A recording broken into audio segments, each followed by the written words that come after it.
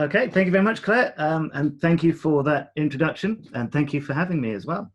Um, I should say I've done this talk a few times before, or similar talks like this. This is the first time I've done it in front of a computer screen, though, so we will see how this goes. So, as Claire said, I'm Kevin Claxton. I'm going to be talking to you about battlefield archaeology. I'm going to talk about what battlefield archaeology is, why we do it, how we do it.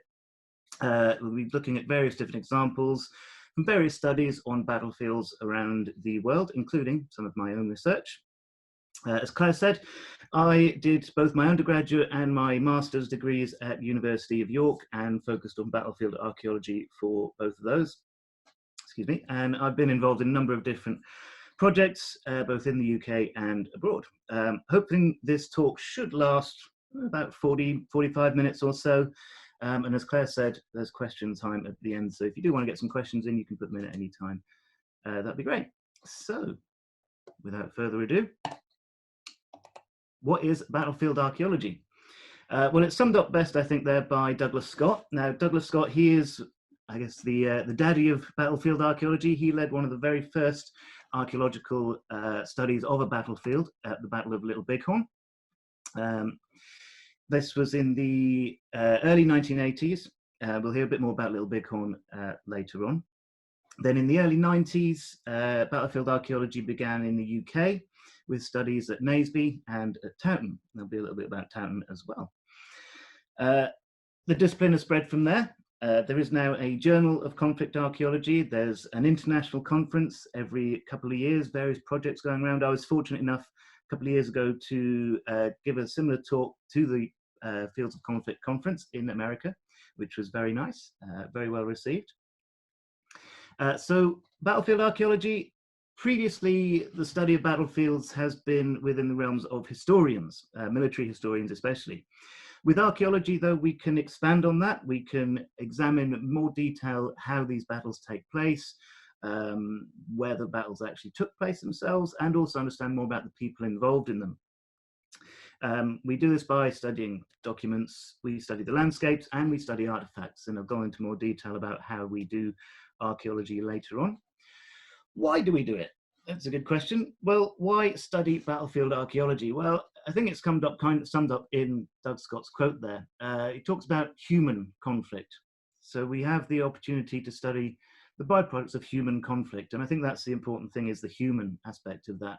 Because with archaeology, this enables us not just to understand the military aspects of the battle, but also to see the human side of it as well. And that is summed up nicely by these two chaps. So these are both facial reconstructions. The first one there at Chariton in 1996, this was discovered at a mass grave with a load of bodies from the Battle of Chariton. Chariton took place in 1461, and it was part of one of the battles of the Wars of the Roses. And as I said, in 96, they discovered a mass grave and they reconstructed this chap's face. Now, the reconstruction you can see there, it is a fairly early example of reconstructions, so it does look a bit waxy, but the mark down his jaw there, that's not a mistake with the reconstruction. That is actually a scar from a previous injury that had already healed at the time of the battle. So it shows some of the injuries these guys suffer in these battles. One of the other things they saw when examining these skeletons, and particularly looking at their teeth, was the fact that some of them had cracks in their teeth. And what they think these are from the men gritting their teeth so tightly in anticipation or in fear of the battle, they've actually damaged their teeth. That kind of gives you some idea of what it must have been like for these guys in a medieval battle. They're actually breaking their teeth, they're clenching their jaw so tightly. The second chap here from Durham in 2015, he was actually found next to Durham Cathedral in another mass grave, and he was one of a large group of Scottish soldiers who were captured at the Battle of Dunbar in 1650. Yes, 1650. It's a good job I got this written down, isn't it? In 1650, this was during the English Civil War. Now, these soldiers, when they were captured at the battle, they were marched to Durham Cathedral, where they were actually imprisoned in the cathedral. A number of them died of disease and were buried just outside the cathedral. And this grave was discovered just a few years ago. And so this is a reconstruction of one of them. You can see, similar to the Chariton chap, he's got a scar on his head, so he's existing injuries already. The interesting thing with this project is the amount of detail actually going into in finding out about these soldiers. So they didn't just examine the bodies that they found, they also researched some of the other soldiers who actually survived and who were then, what happened to them afterwards. Many of them were actually sent to the colonies, particularly to North America. And the project was actually able to get in contact with some of the descendants of these soldiers, so some of this chap's mates. They're actually able to contact them, still living in the area of North America where they were sent to originally to live in the colonies. So battlefield archaeology really does let us see the human side of conflict. It also helps us challenge some of our traditional views of some of these battles. For example, Battle of Little Bighorn in 1876. In the United States, it's quite a famous battle. In the States, the traditional image we have of this battle is this. Anyone who's heard of this battle might recognize this. This is that romantic image of General Custer's last stand. You see the soldiers there heroically fighting to the last man, to the last bullet, against hordes of Native Americans, savages armed with tomahawks and bows and arrows and spears and all sorts of primitive weapons. However, the battlefield archaeology survey that Doug Scott and his colleagues carried out in the 1980s actually challenged this view. They examined the graves that were found on the battlefield. Many of them were already marked, but there were several others that weren't. So they studied the graves. They discovered they were actually spread over quite a large area on the battlefield. So it wasn't just clustered in one particular area, they were spread out. And in many cases, there were large gaps, as if they'd been separated from the main army. So it looks like what the Native Americans have been doing is actually deliberately trying to separate them and then pick them off in small groups. When they surveyed the battlefield, they did metal detecting survey across the battlefield, and they found considerable amounts of ammunition. They did find arrowheads, but as well found lots of firearms ammunition. And by studying these bullets and their location on the battlefield, the project was able to identify the weapons that were used in this battle. They were able to identify not just what weapons were used, but also where they were when they were fired. By doing this, they're actually able to identify 47 different types of firearms used by the Native Americans alone. The Americans had about 3. So it showed that they had far more advanced weaponry than the US Army did, than the 7th Cavalry. This project has been going on, it's still, I believe parts of it's still going on today, and they've made massive advances in some of these studies. They've actually recently discovered that by examining the bullets in detail, in really fine detail, they've been able to identify bullets from individual weapons being used around different parts of the battlefield. They've even found examples of some which have been fired in one direction, then it looks like the weapon's been dropped, and then picked up and fired in the opposite direction. So whoever's using that gun has dropped it, has retreated or run away, and then someone else has come along, picked it up, and then used it against them, which is quite interesting stuff. But all this stuff really does dispel that myth of that glorious last stand, instead ending in chaos and carnage. And it gives us this new understanding because of battlefield archaeology. Another human aspect, comes from a more recent conflict. This is the fall of Singapore in the Second World War. Specifically looking at the Adam Park housing estate in Singapore. This area in February 1942 was reputedly where the last shots of the Japanese invasion were fired. So the British Army were defending against the Japanese in this estate. And after the battle, this estate was used to house over 3,000 British and Australian prisoners of war. Remarkably, the estate has remained pretty much unchanged since the Second World War. The houses are still there, the landscape is still the same as it was in 1942. And so in 2008, the Adam Park project began to survey the area, recover and record many of the artifacts from the battle.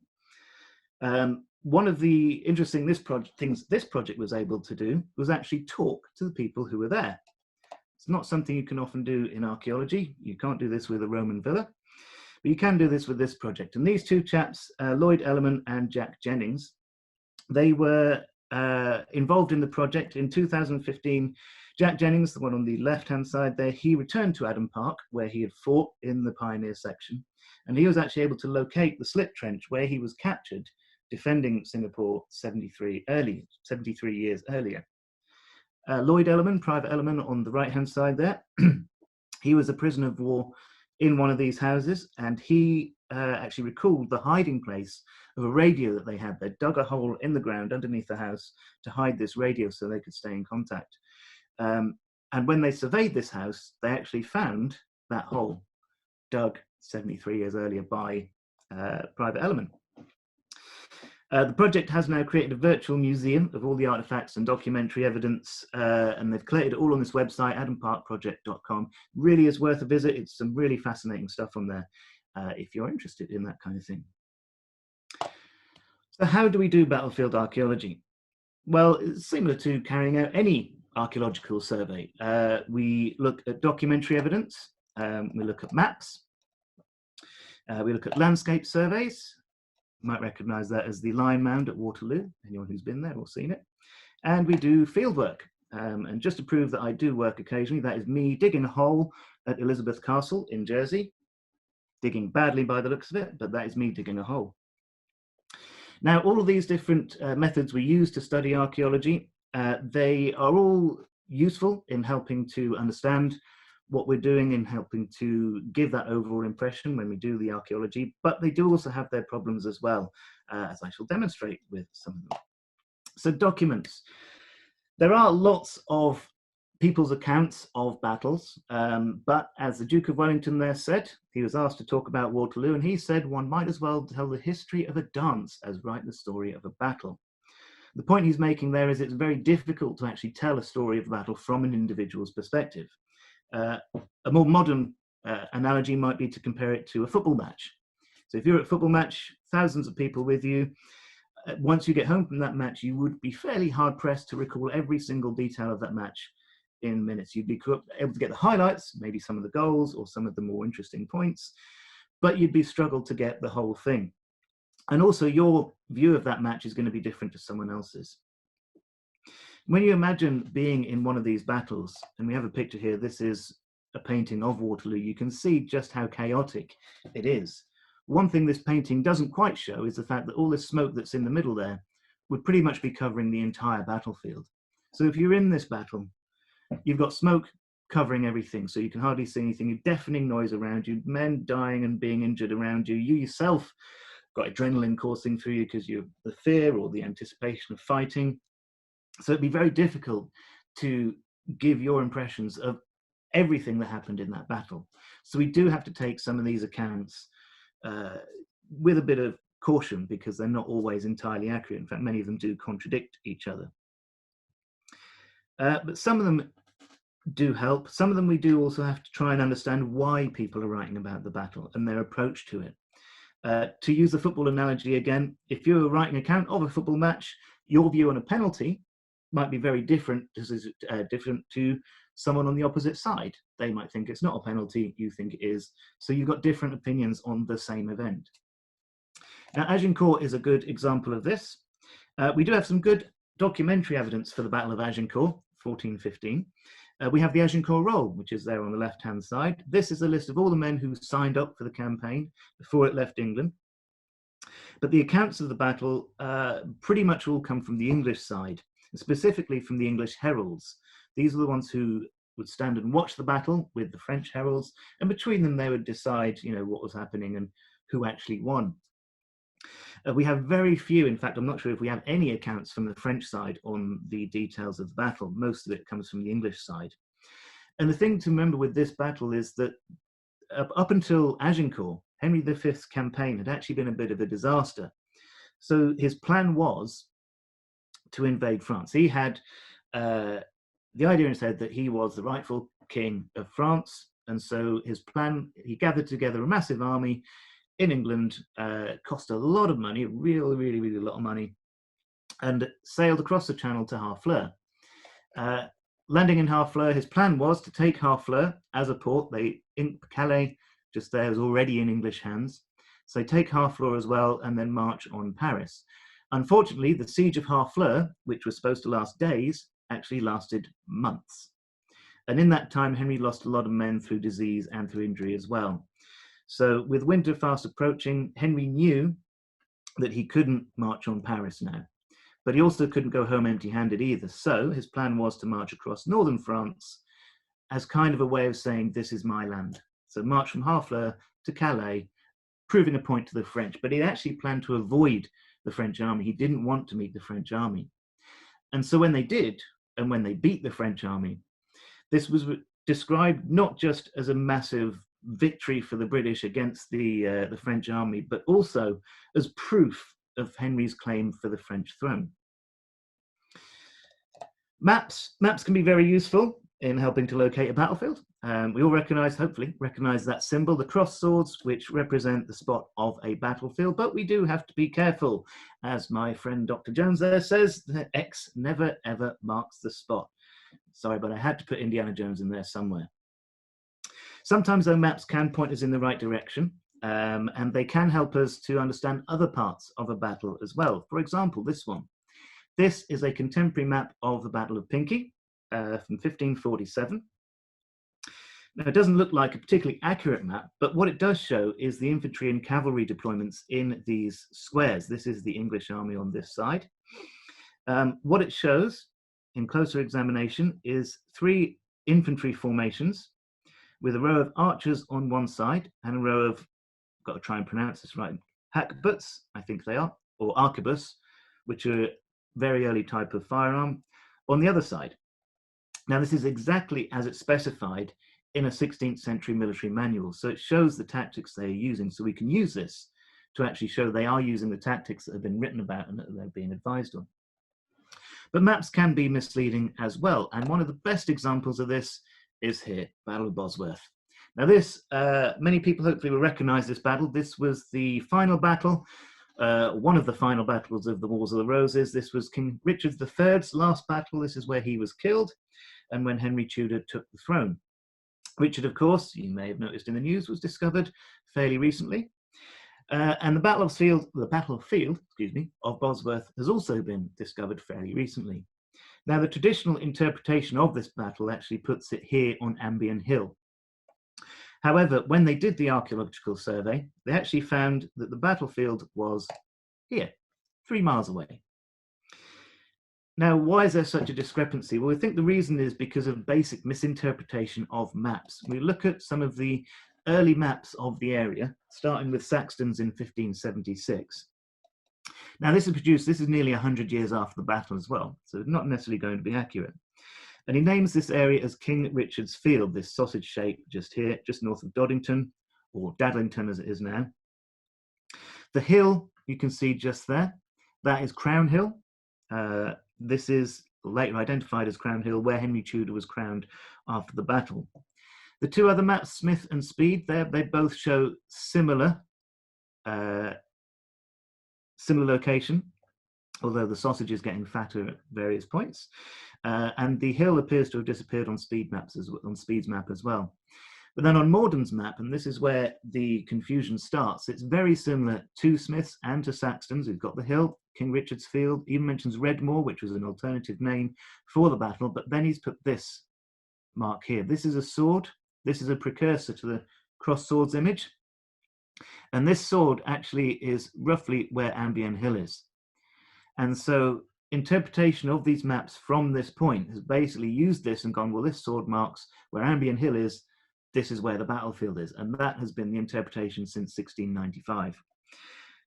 Excuse me. And this interpretation is taken as correct for the next 200 years or so, until people started to question it. And as I said, I didn't do it, but when they carried out the battlefield survey and did metal detecting around this area, they found the evidence of the battlefield here.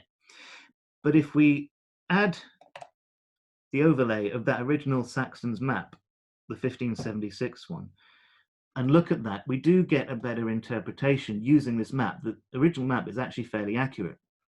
We've got Shenton roughly there, Sutton Cheney there, Doddington or Dadlington there, and Crown Hill. It's pretty much in the same place.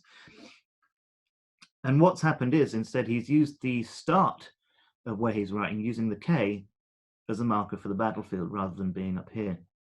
And that simple misinterpretation has led to the interpretation of Ambien Hill being the site of the battle, which is unfortunate for the visitor centre because they now have a visitor centre that's actually 3 miles away from the battlefield itself. Oops, never mind.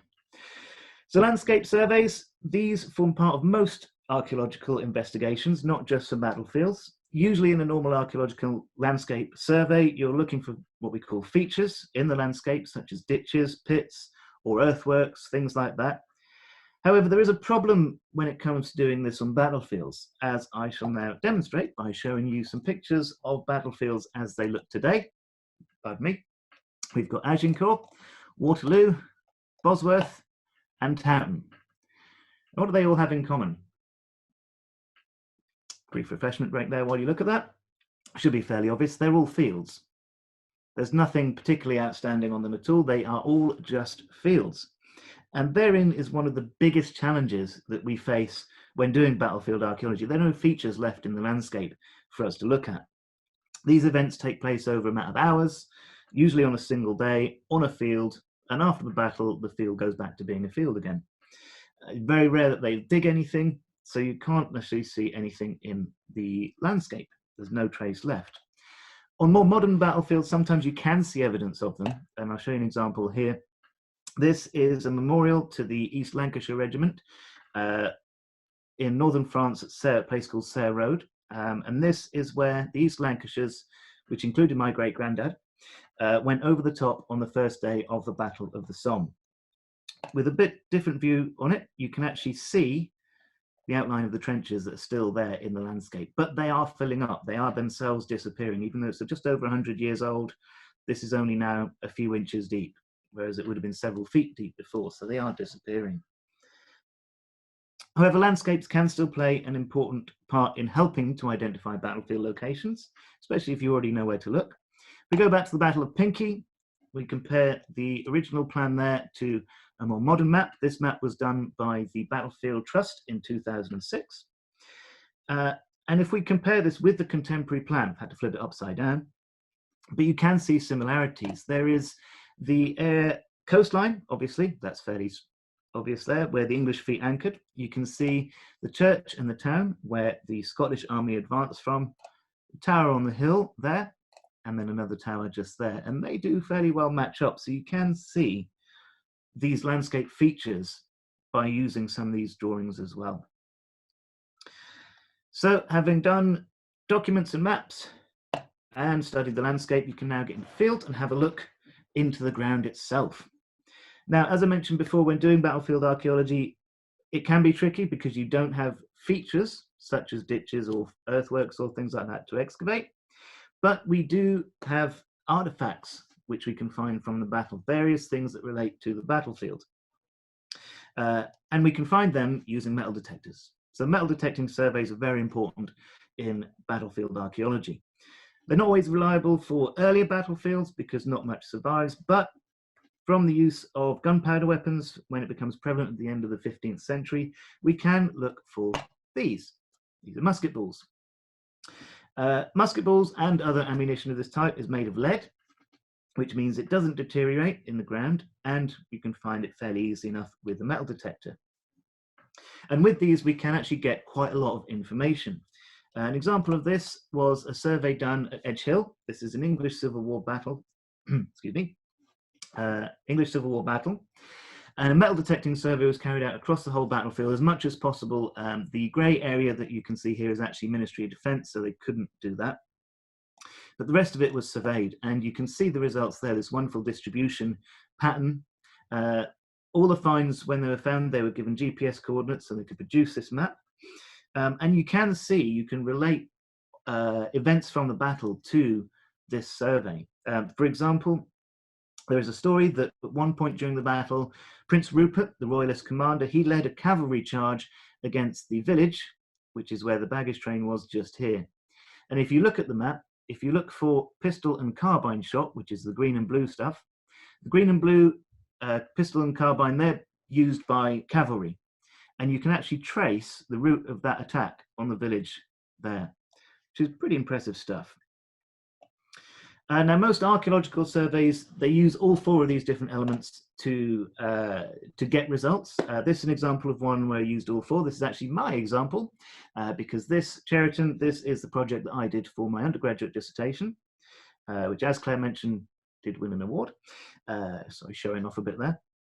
But Chariton, like Edge Hill, this is an English Civil War battle, 29th of March, 1644. This wasn't really particularly well studied, though. It wasn't a particularly well-known battle and not well studied.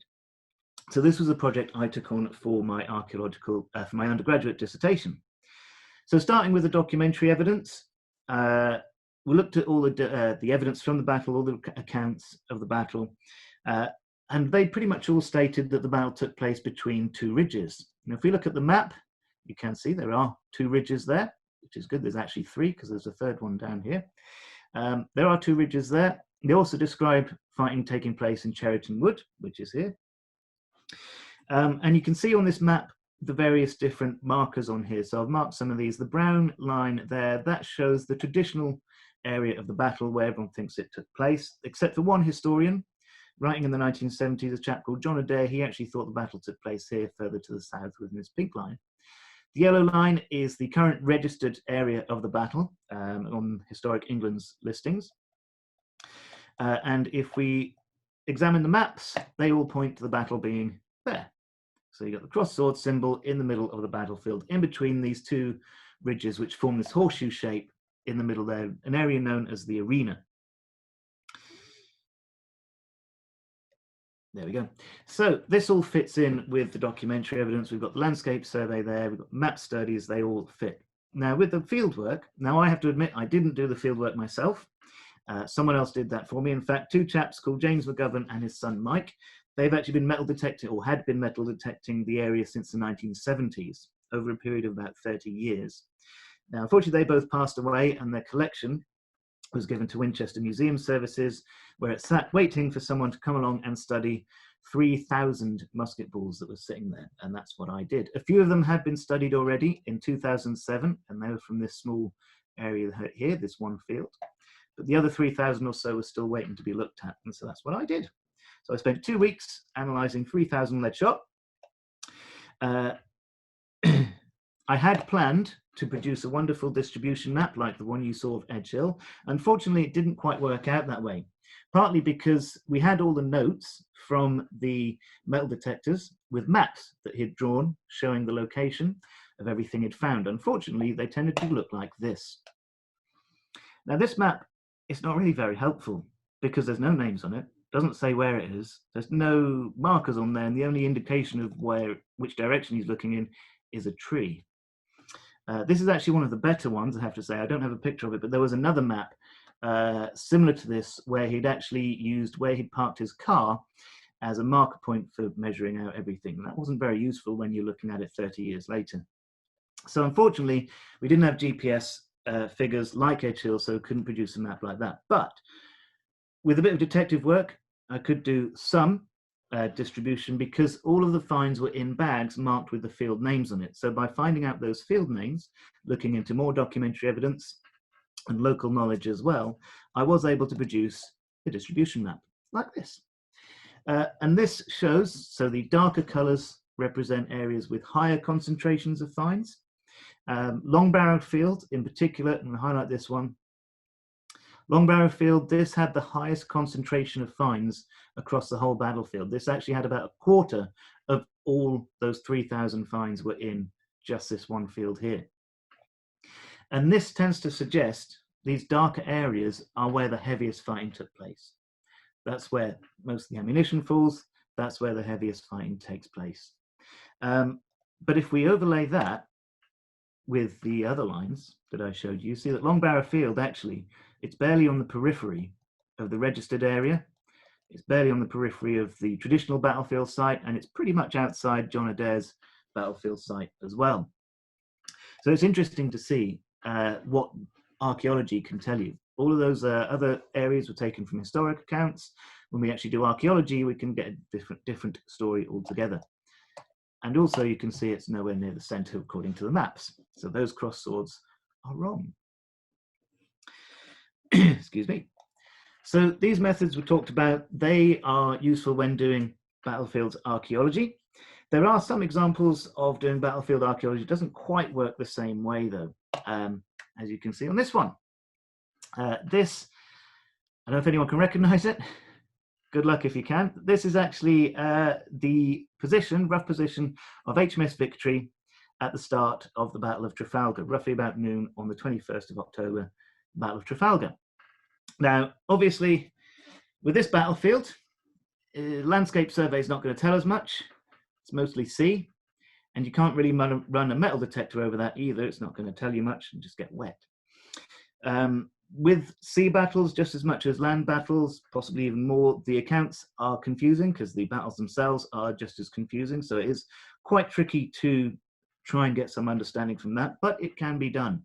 And there are many accounts which have put together some of the documentary evidence of the battle to try and understand how it happened. And there's also, I'd recommend anyone on Twitter follow Kate Jameson. She's actually done some very good talks on Trafalgar recently, and she, I believe, is doing some research into some of the men who served there in the battle. And we do have lots of artifacts from the battle as well. In fact, we have one quite large artifact, HMS Victory herself. This is still down in Portsmouth. If you do get a chance to ever go and visit HMS Victory down in Portsmouth, it is well worth it. It's an amazing place to visit. I love going there. I've been there many times. And walking around that ship, you do really get a sense of what it must have been like on it. Obviously, it's a bit different when it's sat there in a dry dock and you're not being shot at, but you really get that kind of sense of the world that these guys lived in. And particularly, it can be quite cramped as well, especially if, like me, you're 6 foot tall and you keep banging your head on things. But you do get an idea, as I said, of what it must have been like living, working and dying in this area, in this particular site.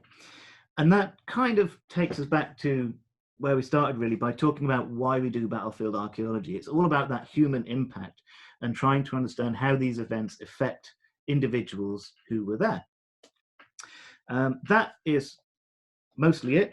It was a bit quicker than I was expecting, but hopefully that means we've got plenty of time more for questions.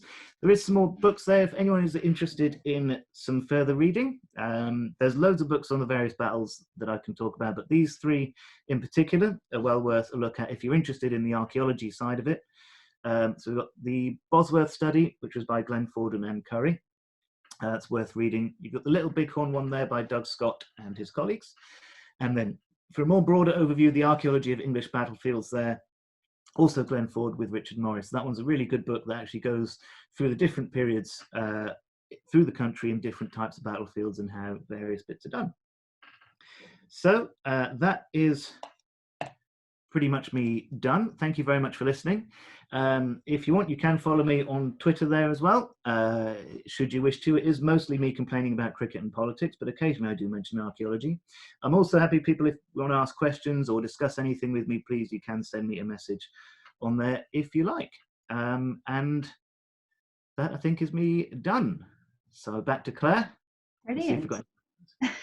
Thank you very much, Kevin. That was excellent. Shall we? Do you want to stop sharing your screen so people can see you a bit clearer? Because we've got some questions coming in.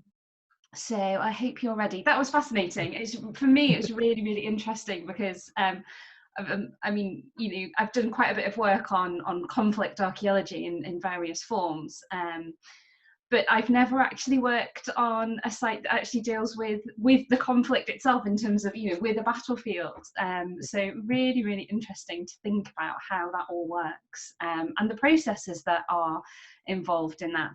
And actually, somebody, when you were saying about not using metal detectors on the water, someone did say magnetometers work well at sea. And I was going to ask you, I had a question which was about kind of, you know, geophysics, and can you use that at all to help with battlefield archaeology, or is it just too difficult to pick anything up because things are so small in terms of in some ways you can do, yes. So again, with geophysics, you're more looking for features within the landscape. So you're looking for those pits and things like that. They can be useful for finding, I guess, if you're looking for clusters because obviously with certain geophysics methods you can identify metal in the ground. So if you're looking, you can identify large areas where there might be a large area of musket balls under the ground. It can be useful for that. I know at Waterloo they are planning on doing, or were planning on doing, quite a large-scale geophysics survey across the battlefield. But one of the things I guess geophysics can also produce, which is something I haven't really talked about in this talk, is, if you can find them, is the mass graves. Because mass graves are very, very rare, in fact, on any battlefield around the world. Chariton is one of the very few examples in this country where we have a battlefield, where we have a mass grave from the battlefield, and they're just not very common. You just don't find them. Why? We're not entirely sure, but yeah, geophysics can help with that. If you've got a rough idea where to look, that can. I suppose that's the challenge, isn't it? And it comes back to all that other work you do with the documents and the maps and everything else. You have to put it all together to try and get an idea where to start. Absolutely. So we've got a question here from Nick Reed, and he asks, has there been any work at integrating the land and maritime aspects of a conflict battle? The obvious one to mention is D-Day, but others spring to mind. The Italian landings of World War II, Dieppe, World War II exercises like Exercise Smash and Exercise Tiger. It could bring some fascinating insights. The short answer is yes. I've got to try and remember details now. It's not really something I've been looking at. I remember, so at the Fields of Conflict conference I was at in the States a couple of years ago, there were a couple of talks by some of the presenters there about the D-Day landings, and I think there was one on it.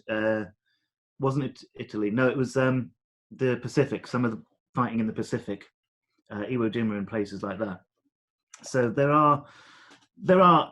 is work being done. I'm afraid I don't know any of the details. Cool, thank you. Oh, it's good to know. I mean, at least that way, people can go and find out more, can't they? And do some research. So we've got another question here from Alison. Has any work been done on little-known battles like the Battle of North Waltham, 1381, or is the concentration still on more well-known battles? No, so basically lots and lots of battles are being surveyed, particularly in this country. The one you mentioned there, I have to confess, I don't know it. But so I mentioned Chariton, which was my undergraduate dissertation. But for my postgraduate, for my master's, I did the Battle of Gisborne, which is one pretty much no one has heard of unless you live there. Was another English Civil War site. Very little document at all. In fact, there's only one written account of the battle, which was by the commander of the Parliamentarian Army. You'd think I'd know this after 3 years. But yeah, so there is that's a very small battle. Hardly anyone heard of it, and it actually was tying into a series of battles that took place along that area in the Tees Valley. So there's Gisborne, Yarm, and another one which I also can't remember. It's been a long day. Yes, so to answer the question, yes, anywhere where there's been a battle, or you can usually there's something going on, especially if it has a link to something. So Wars of the Roses battles, for example, recently have been quite popular, obviously with Bosworth and Richard III. English Civil War battlefield sites, because of because you get so much lead shot found there. Anyone with a metal detector can go and look at them. So you do get it, yeah. Oh, it's fab. It's such a broad subject, isn't it? That's the thing. You think battlefields, and there are obvious ones that come to mind, but there is so much more to it. So many different. Obviously, the big ones also being done as well, but with some of them, it's difficult to find anything. So Hastings, for example, the Battle of Hastings, 1066, the Norman Conquest, probably one of the most famous battles in English history. There's been a couple of archaeological surveys, and to my knowledge, they found nothing. Okay. Because there's nothing to find, because it just deteriorates. And anything that's left over from battle is either scavenged, or after 1,000 years, it's just not there anymore. So. Okay. So, I've got a question. I've got a question for you now from a battlefield expert, Kevin. Chaz Jones is here with us, and He, for those of you that don't know, he does an excavation on a battlefield here in York, the site of Fulford Battle. So he says, thanks, Kevin. There are projects from the 10th, 11th century that are producing hundreds of finds, although it's harder to interpret the iron finds. I recommend the search method that Doug Scott employs to show where the action took place. Are you working on any of the very early battles? Not me personally, no. So my main area of research has been Civil War stuff, which is just because that's where I got into it, doing it at my undergraduate level. So most of that's been Civil War, and most of the projects I've been involved with have been Civil War stuff as well. Pardon me. I'd like to do earlier stuff, but I also like to do later stuff as well. So to be honest, my interests are pretty much everything from Romans up to Second World War. So yeah, just I'm happy to do whatever comes my way, to be honest. Brilliant. So I've got a question about maps here from Nick. Nick's asking, when you're comparing maps, modern and contemporary, is there any attempt to geo-rectify them? Ooh. Yes. So I, in the presentation, basically, you saw the one I did at Bosworth. That was my attempt using PowerPoint to geo-rectify it. Yeah, I mean, obviously that's not going to be accurate, but yeah, we do use something called GIS. People haven't heard of Geographical Information Systems. That's the one. It is a tool used by archaeologists to do things like that. So you can compare original maps with modern maps. You can do various different things with GIS as well. GIS was actually used in my study at Gisborough, so my master's one, for two things. Firstly, taking original maps and looking at putting on top of Google Maps and trying to get the layout of the village or town as it is now, how it would have been back in the 17th century. But one thing also used that was working out route marches.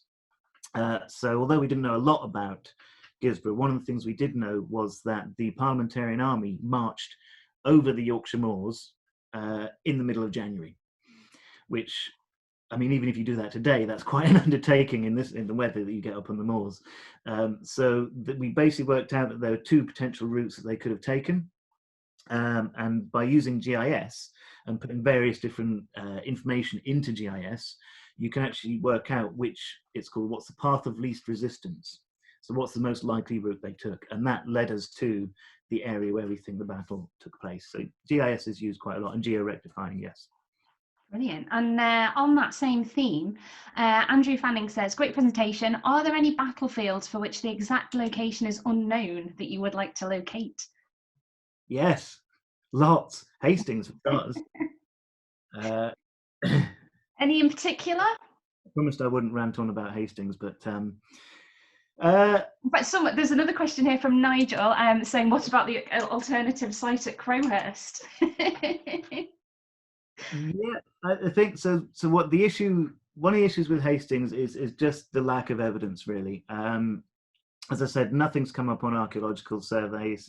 Not a great deal of documentary evidence exists. The most important documentary evidence of the battle, obviously, is the Bayeux Tapestry.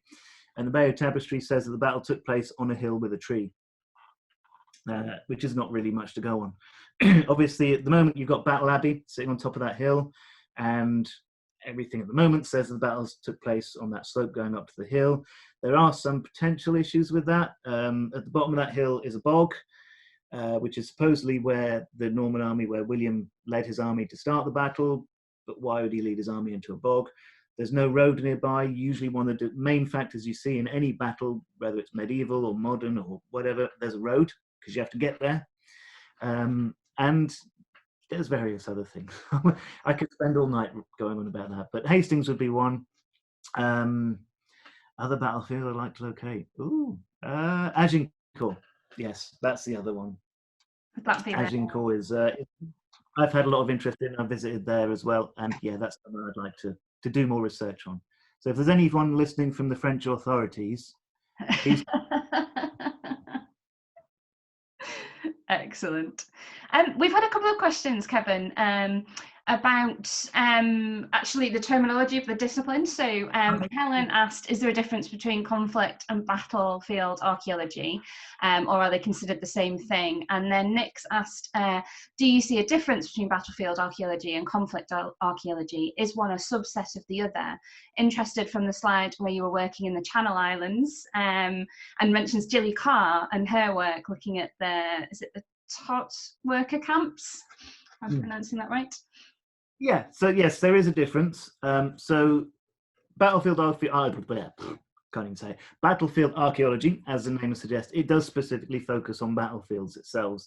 Conflict archaeology is a more broader term, where you look at not just the battlefield itself, but you can look at other things. So Elizabeth Castle, for example, that one in Jersey you saw me digging, that is an example of conflict archaeology, although I think there's only been one actual fighting on the island itself, but it is also military fortification and has been for many years, not just as a medieval castle, but during the 17th and 18th century and during the Second World War as well. So those aspects count as conflict archaeology as well. Sieges, they would come under the term conflict archaeology. You also get conflict which isn't necessarily military, which would be considered under conflict archaeology. So the Peterloo massacres I've forgotten when they were, but pardon me. But that's something that would come under conflict archaeology, yes. And what was the other question? It was both about that and about your work on the Channel Islands. So I think you've covered that. There's a difference between the two, but they kind of link into each other. Brilliant. I'm a big fan of Gilly Carr's work, I have to say. That's the more the area that I worked in terms of conflict archaeology. And Gilly was actually my supervisor, my external examiner for my PhD. So yeah. So what have we got next? Okay, so we've got some questions about metal detecting. Okay. As you can imagine, there's kind of lots of questions here because it's something that can be not controversial, but it's something that always provokes a bit of a debate. Yep. And you know, there's been a question about kind of to what extent unauthorized metal detecting has degraded battlefields, with obviously people perhaps going out and metal detecting and not recording the finds in any way. Obviously, the site you were looking at, you had your, albeit rudimentary, you had some maps and some records, and they were kept together as a collection. But is there a bigger impact of sort of people? Yeah. Yes, illegal metal detecting is still a problem. It still happens, not just on battlefields, but on any side.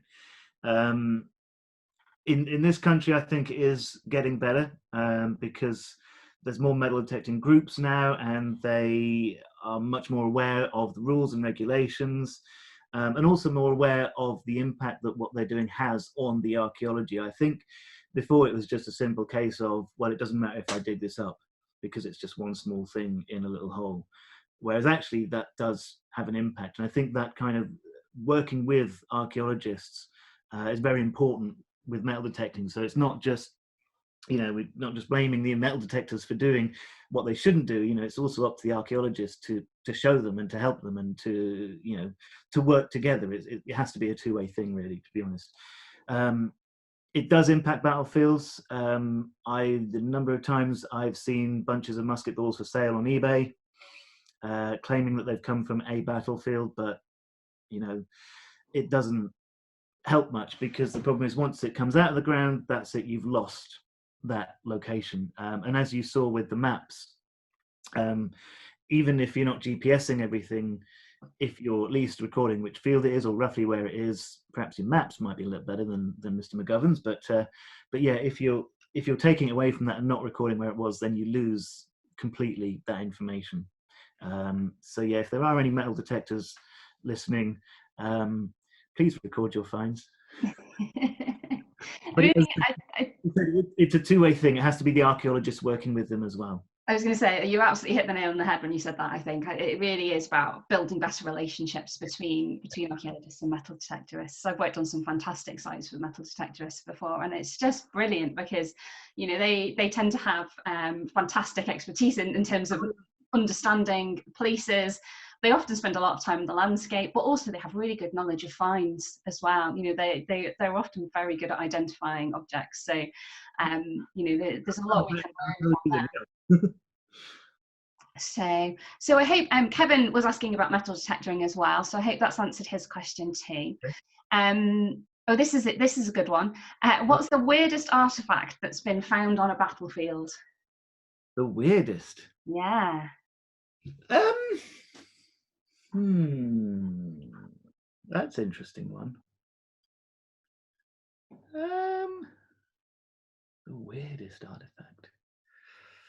I'm not sure if it was weirdest one, but I think one of the most interesting was at Bosworth.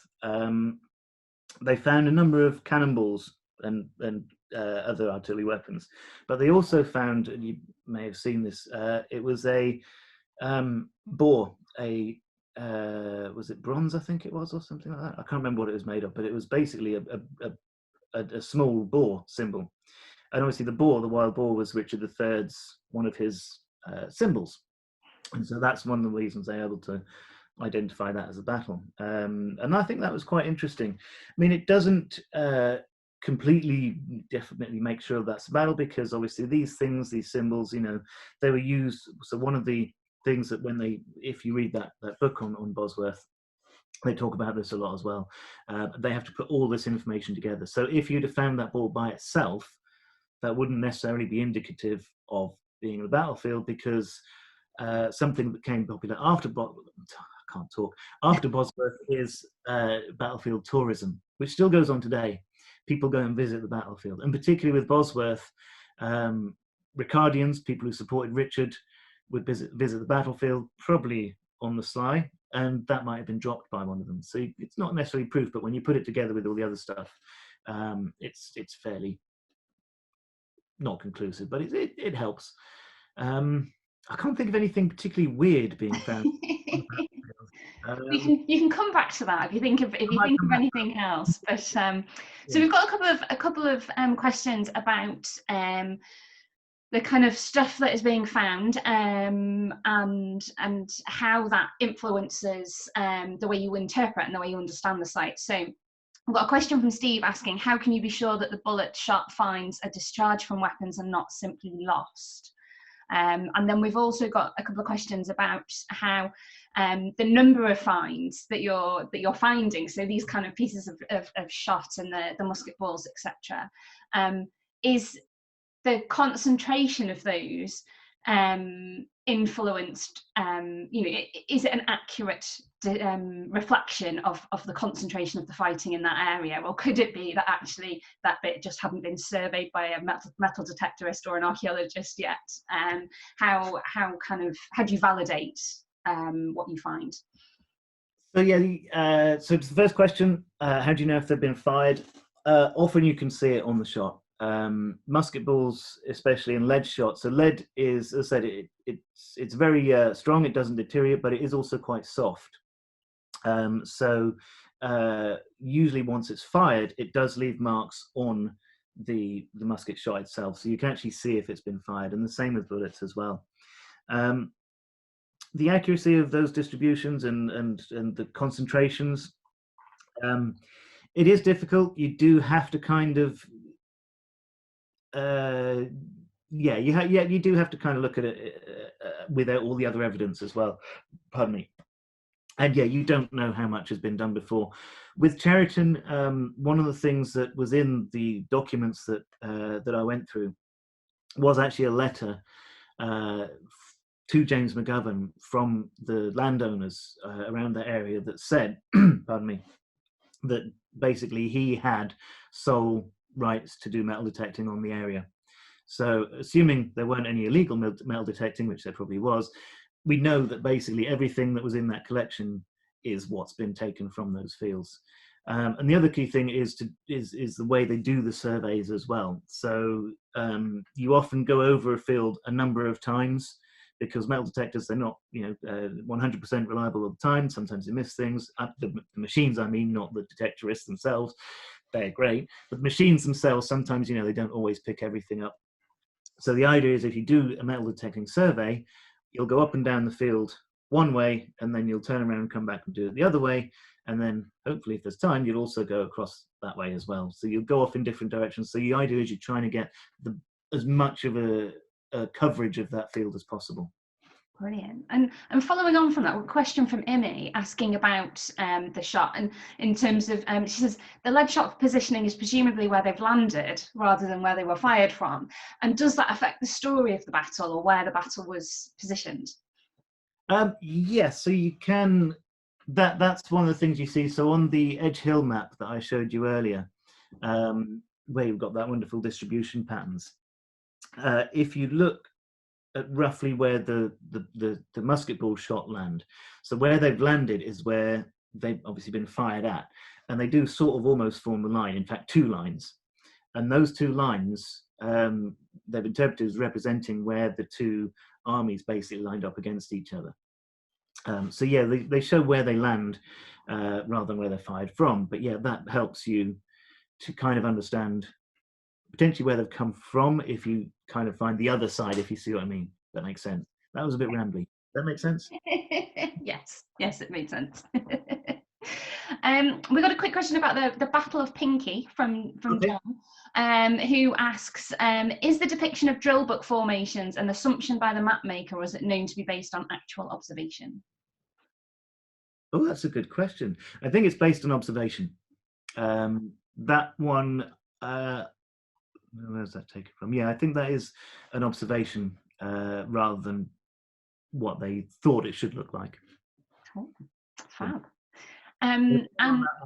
There's more on that one in the Archaeology of English Battlefields by Glenn Ford.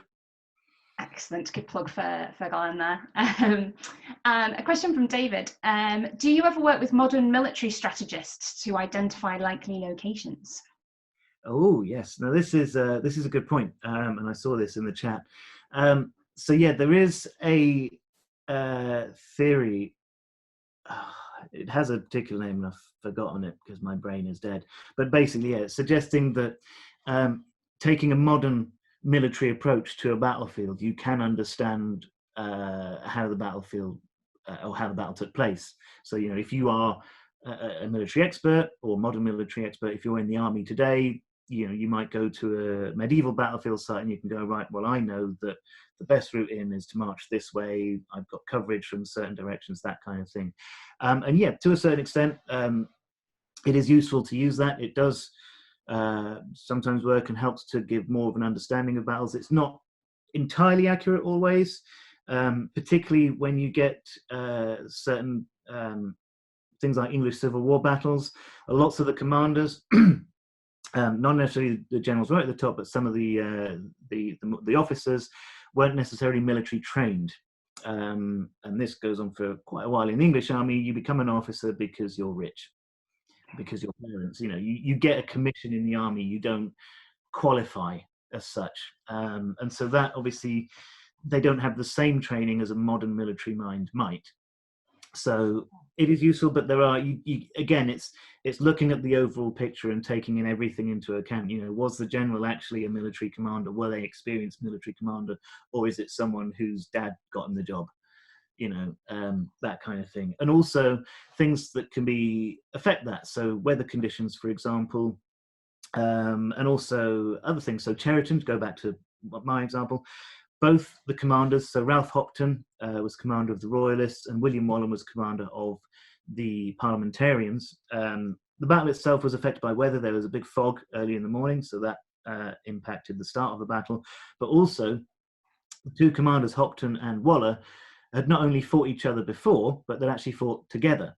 Before the Civil War in the 30 Years' War in Holland, they'd actually fought alongside each other.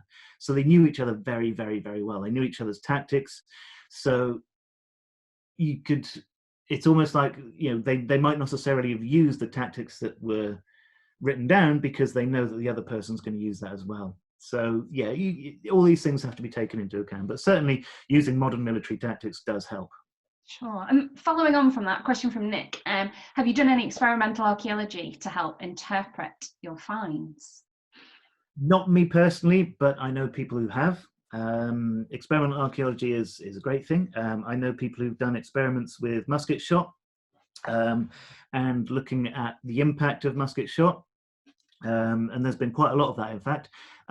If you look on YouTube, there is a film with Sean Bean talking about Waterloo, and he goes to Leeds Armories and actually fires a musket to see what the impact of that is. And you can see they make it in slow motion, obviously not into a real human, but they kind of come up with a synthetic skin and bones and things like that. And you can see the impact of the bullet in that. I think he also does the same with swords as well, the cavalry charges, and what the impact of hacking down with different types of swords would be, which is quite gruesome, but also kind of interesting. And Sean Bean's in it, so that's great. But yes, there's a lot of experimental archaeology, lots of it done with muskets, with artillery as well. I know some of that was done at Bosworth to try and get an idea of the kind of range of the artillery of the time. And yeah, that is something that definitely, and even not just those battles, again, going back to the conference in the States, there was someone who had done experimental archaeology on a Second World War site, where they had it was a battle over a bridge, not a famous one or anything like that, but basically they'd recreated the shots, the different angles of the shot, and could work out positions of the troops from that. Brilliant. And we've got a really good question here from Kevin, who's asking about Operation Nightingale. He says, Operation Nightingale has seen veterans with either physical or mental trauma working alongside professional archaeologists and bringing their military experience to bear. Have you thought about utilising them on any sites you've worked on, or are you planning to work on? So again, not me personally, but I know that they do get used. So Waterloo, there's been a project running, archaeological project running at Waterloo now for a number of years, and from the very beginning, in fact, it was actually started by a veteran. They've used veterans on the site, and yeah, I've worked with veterans before on projects, a couple of projects actually, and it's brilliant. I have to say, if there are any veterans there that go and do archaeology, because it's brilliant, and I think it's really good to see the impact it has on veterans as well. And they really do seem to gain a lot from it, and they're really keen to get stuck in, and they're used to getting up early in the morning and trudging through fields of mud and in the rain and all sorts of things, which most archaeologists aren't. I'm still not, but yeah, it's Operation Nightingale and all those other different projects that utilise veterans in archaeology. They're brilliant things, and do support them if you can. Yeah, there's I was just going to say, Kevin, we had a fantastic lecture at the CBA Archaeology Day last year from Richard Osgood, who works on Operation Nightingale. So that was all recorded. So if you're interested and you'd like to watch that, that's on the CBA YouTube channel. And obviously he talks about a lot of the different sites that they've worked on and the impact that it's had on the veterans who are a part of the project. So definitely worth a look. I think on that note, it's probably about time to wrap up. We've just gone a little bit over time. If that's all right with you, Kevin. Apologies to anyone. I think we've answered most of the questions. I think there's a couple more that we missed, but we've got through most of them. So thank you so much for that talk. It was absolutely brilliant, and thanks for answering all those questions. There were some tricky ones there, especially the most unusual find, I think. I still can't come up with an answer to that one.